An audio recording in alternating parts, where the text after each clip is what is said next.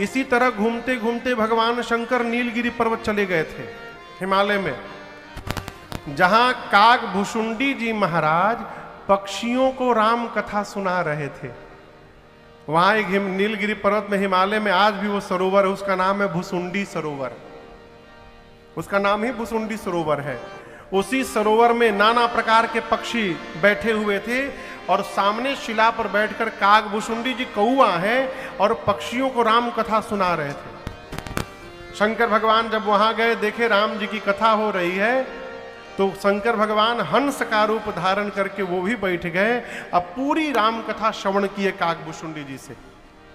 कहीं भगत मिल जाते तो उनको कथा श्रवण कराते। एक दिन राम जी शंकर जी के सामने प्रकट हो गए। कौन प्रकट हो गया? राम जी प्रकट होकर भगवान शंकर से राम जी ने कहा, बाबा आप यदि मुझे प्रेम करते हैं तो मैं जो मांगूंगा आप मुझे देंगे? शंकर जी ने कहा, प्रभु आज्ञा करिए, क्या चाहिए आपको? तो राम जी ने कहा, मैं यही चाहता हूं, आप जाई विवाह हो शैलजहि यह मोहि मांगे दे। आप जाकर के पार्वती जी से विवाह करिए। किसने कहा ये बात? किसने कही? जोर से कहिए। राम जी ने। और राम जी कही नहीं रहे, राम जी मांग रहे हैं। राम जी क्या कर रहे हैं? मांग रहे हैं। पूरे कथा में राम जी दुइये बार मांगे हैं। एक आज पार्वती जी के लिए मांग रहे हैं और एक केवट भैया से नाव मांगे हैं, दुई बार बस। तो राम जी मांग क्यों रहे हैं ये प्रसंग देखिएगा। सती मैया मरते समय ब्रह्मा जी से वरदान नहीं मांगी, दुर्गा जी से वरदान नहीं मांगी, शंकर जी से वरदान नहीं मांगी। किससे मांगी? राम जी से मांगी। राम जी कहना चाहते हैं कि जो मनुष्य मेरे पर विश्वास करके अब मेरे पर निर्भय हो जाए, मेरे पर आश्रित हो जाए, मेरे भरोसे हो जाए, उस जीव के लिए यदि मुझे हाथ भी फैलाना पड़े तो मैं पीछे हटने वाला नहीं हूं, मैं मांगने को भी तैयार हो जाऊंगा। ये प्रमाण है उस विषय का। राम जी ने मांगा, जाए विवाह शैलजहि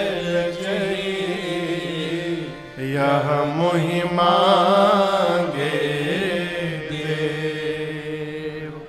जैसे राम जी ने मांगा, शंकर भगवान हाथ जोड़कर बोले, प्रभु कह शिव यद्यपि उचित असनाई। प्रभु हे राम जी, आप जो कह रहे हैं मुझे विवाह करने के लिए, ये उचित नहीं है ना। अच्छा आप बताओ, 10वीं की परीक्षा पास करने के बाद किस क्लास में जाते हैं? 11वीं के बाद 12वीं में।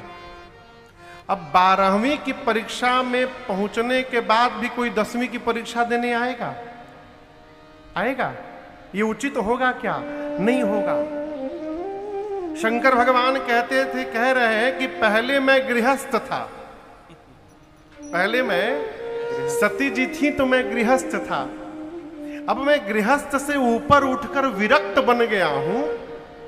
अब विरक्त बनने के बाद अब आप फिर से मुझे गृहस्थी में जाने के लिए कह रहे हैं। शंकर जी बोले, प्रभु ये आप जो कह रहे हैं ये उचित नहीं है। लेकिन हम एक बात कहें प्रभु आपसे, ये बात ध्यान से सुनना। ये जितने बच्चे यहां पर छोटे छोटे हैं इस बात को ध्यान से समझिएगा। शंकर जी कहते हैं, हे राम जी, मैं एक नीति जानता हूं। मातु पिता गुर प्रभु के बानी। जीवन में माता पिता, गुरु और स्वामी, इन चारों की बात को बिनहि विचारी करिय शुभ जानी। माता पिता सद्गुरु और स्वामी के द्वारा कही हुई बात पर संतान को विचार नहीं करना चाहिए, उस आज्ञा का पालन करना चाहिए। शंकर भगवान कह रहे हैं कि आप जो कह रहे हैं उचित नहीं है, लेकिन आप मेरे स्वामी हैं नाथ, इसलिए स्वामी की यदि आज्ञा हो गई तो मैं उस पर विचार नहीं करूंगा, वो उचित हो चाहे न उचित हो, मैं उसका पालन करूंगा नाथ। इसलिए कहता हूं आज्ञा सिर पर नाथ तुम्हारी। शंकर भगवान बोले हे प्रभु आपकी आज्ञा मेरे सिर पर। राम जी बोले सिर पर नहीं, अब उर राखेऊ जो हम कहे।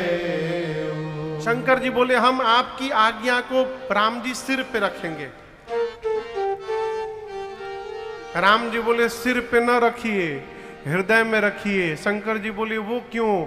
राम जी बोले सिर पर गंगा जी बही रही हैं आपकी, यदि कहीं सिर पे रखिएगा आज्ञा तो गंगा जी के साथ आज्ञा ना बही जाए, इसलिए हृदय में धारण करिए, सिर पे ना रखिए। राम जी बोले हृदय में धारण करिए। राम जी बोलकर अंतर ध्यान हुए। शंकर भगवान सोचे विवाह तो करना ही है, लेकिन पार्वती जी ने पिछले जन्म में मेरे भगवान की परीक्षा ली थी ना, अभी इस जन्म में मैं उनकी परीक्षा लूंगा। और शंकर भगवान ने सप्तऋषियों को भेजकर मां की परीक्षा ले ली। ये प्रसंग कहता है कि जीवन में एक निष्ठ होने का स्वभाव बना के रखिए।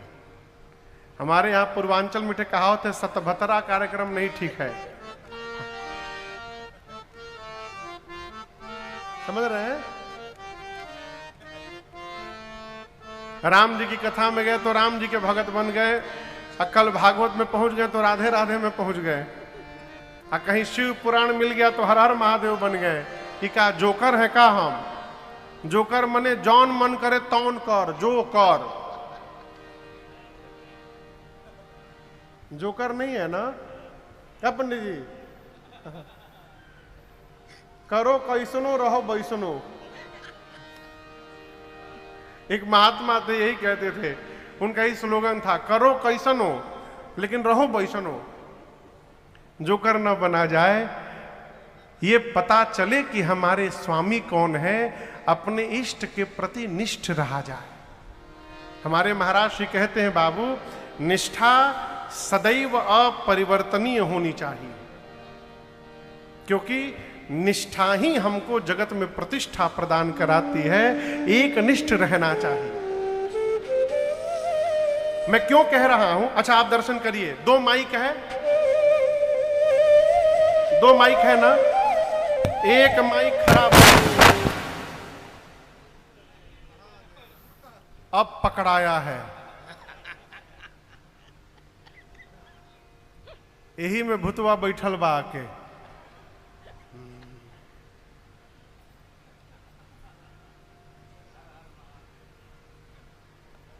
ऐसे जगह आके बैठा है जहां कोई डाउटे नहीं कर सकता। अब दर्शन करिए, यदि ये माइक खराब हो जाए, ऐसे भगवान न करे हो प्रभु, उदाहरण दे रहा हूं, यदि ये माइक खराब हो जाए तो क्या कथा रुकेगी?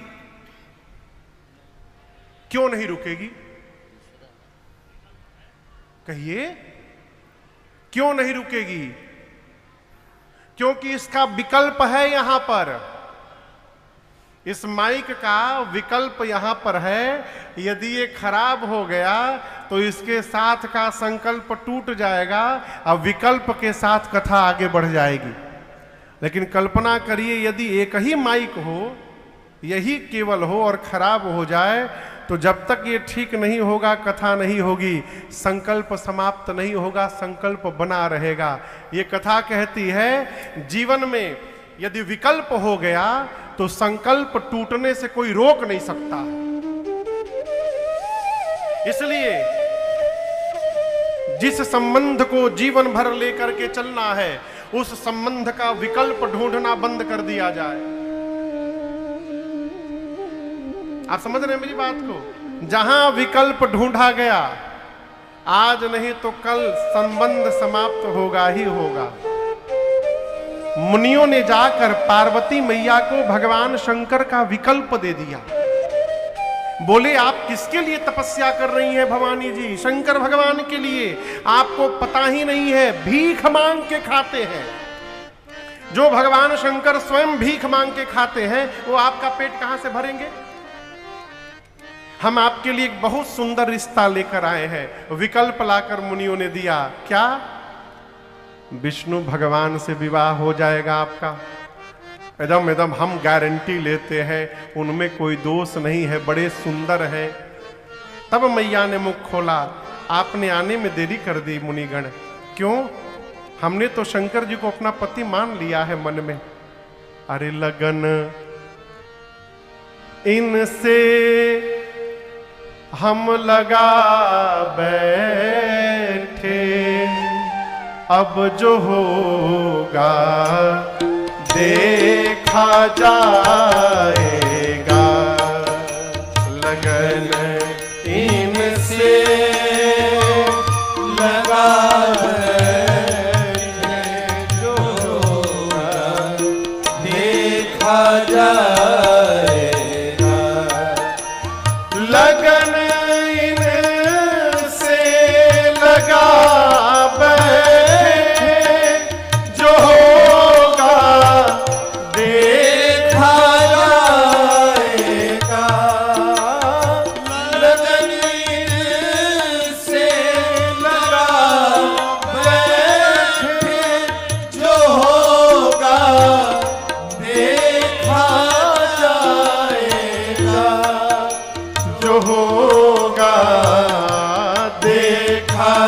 जाएगा। क्यों? इन्हें अपना,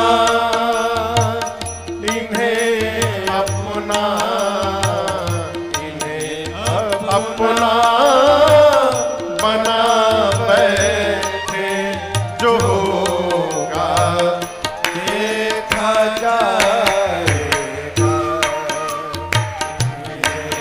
अपना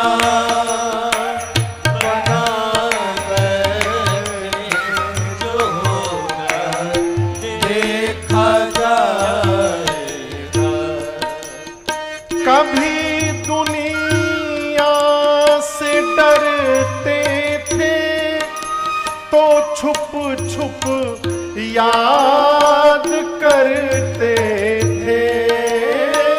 कभी दुनिया से डरते थे तो छुप छुप याद करते थे, तो छुप छुप याद करते थे। शर्म हम बेच खा बैठे, शर्म हम बेच खा बैठे, जो होगा देखा जाएगा। शर्म हम बेच खा बैठे, जो होगा देखा जाएगा। लगन इनसे लगा बैठे, जो होगा देखा जाएगा। जो होगा देखा जाएगा। जो होगा देखा जाएगा।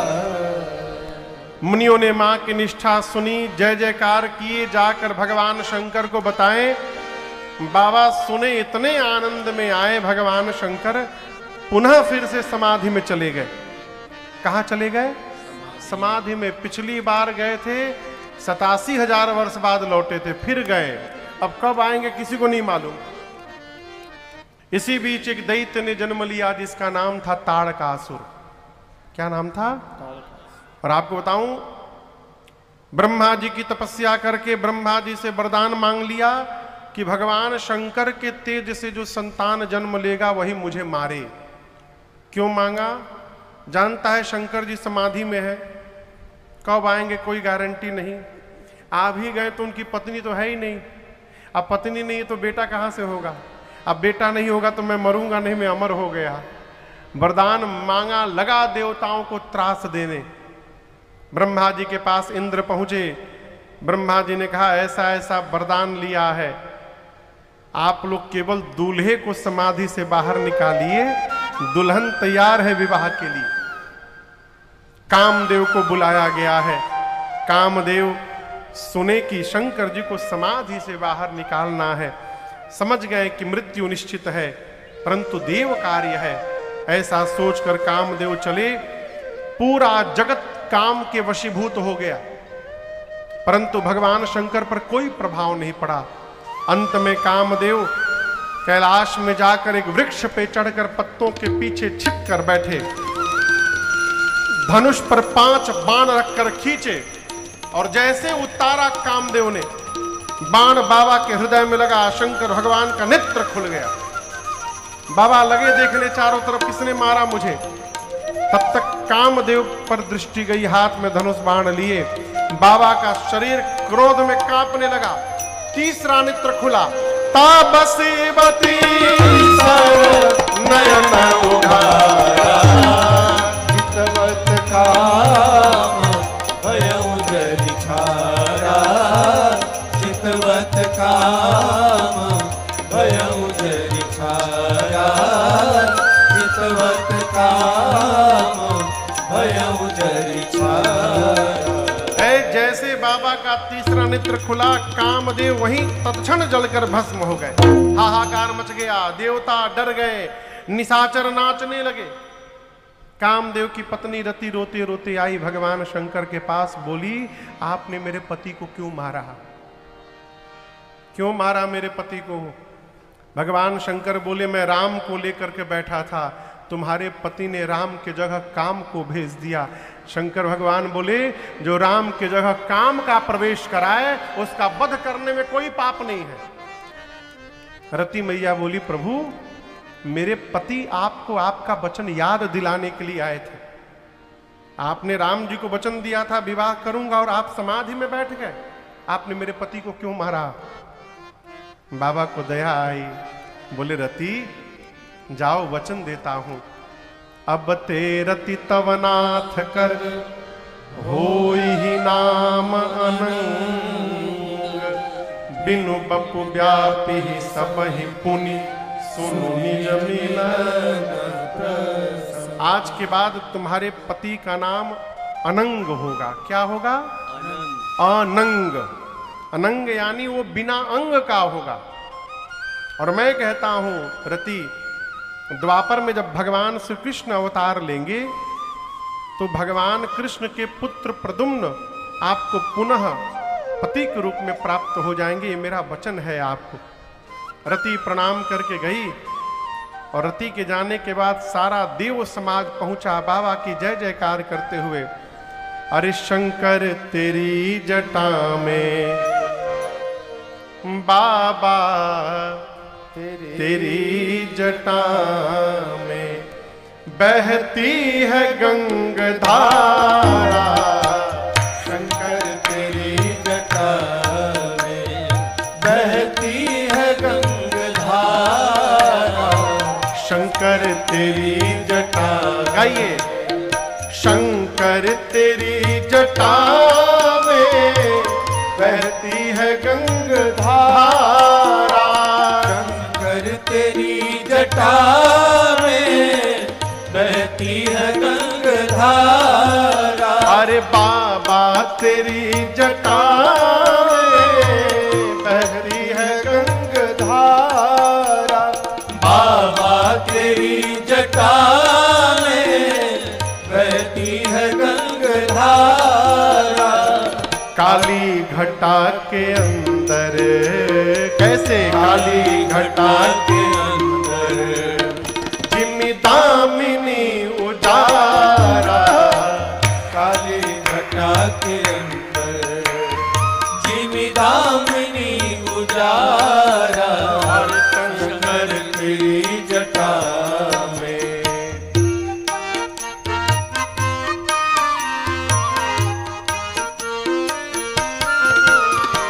गले मुंड माल राजे शशिभाल पर विराजे।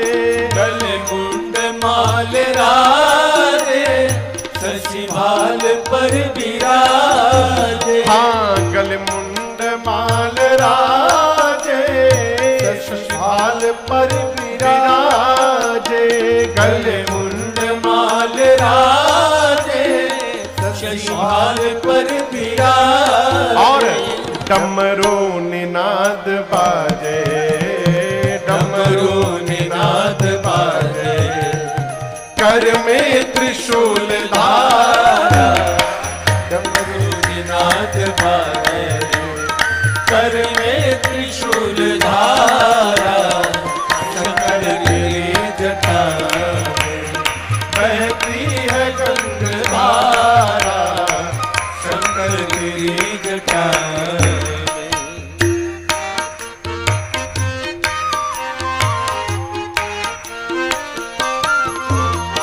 मृग चर्म बसन धारी वृषराज पर सवारी। मृग चर्म बसन धारी वृषराज पर सवारी। हाँ मृग चर्म बसन धारी वृषराज पर सवारी।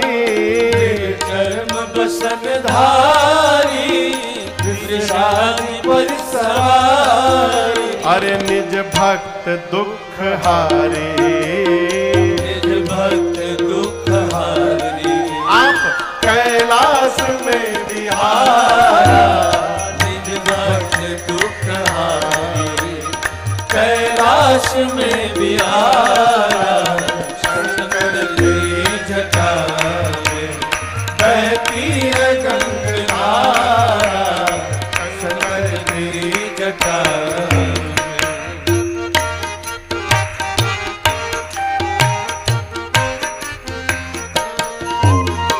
शिव नाम जो उचारे सब पाप दोष टारे।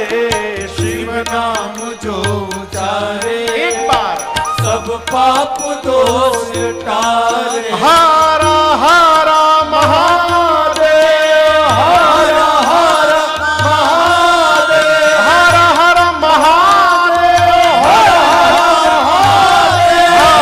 हारा महादेव, हारा महादेव। हर नाम जो उचारे सब पाप दोष टारे।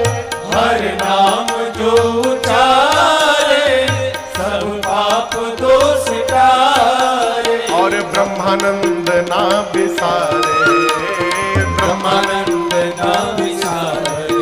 हाँ ब्रह्मानंद ना बिसारे। ब्रह्मानंद ना बिसारे। भव सिंधु पार तारा, ब्रह्मानंद ना बिसारे।